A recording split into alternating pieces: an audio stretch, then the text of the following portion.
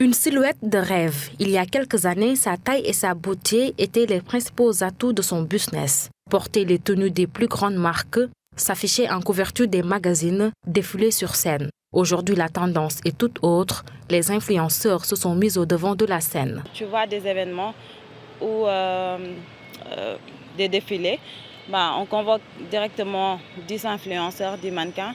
Je trouve ce qui n'est pas normal parce que le métier d'influenceur n'est pas la même chose que le métier du mannequinat. Donc ça a tendance vraiment à disparaître et les mannequins ils bossent plus. Pourtant, des événements sont toujours organisés, mais le mannequinat seulement ne paye pas son homme. Il faut toujours avoir un autre business à côté, selon cette créatrice de mode.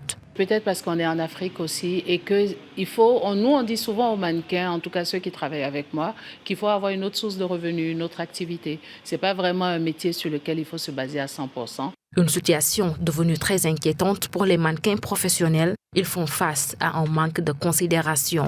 Par année, par exemple, tu peux avoir 2 ou 3 défilés. Donc, vu que les défilés sont très mal payés, parfois on te convoque de 9h à 3h du matin pour ensuite te payer 50 000 ou 40 000. Donc, de moins en moins, tu vois des mannequins professionnels. Échographie du mannequinat au Sénégal, entre avances et pénétrations. Un livre écrit par ce journaliste sénégalais. Dans son ouvrage, il y dépeint un métier marqué par les tentations.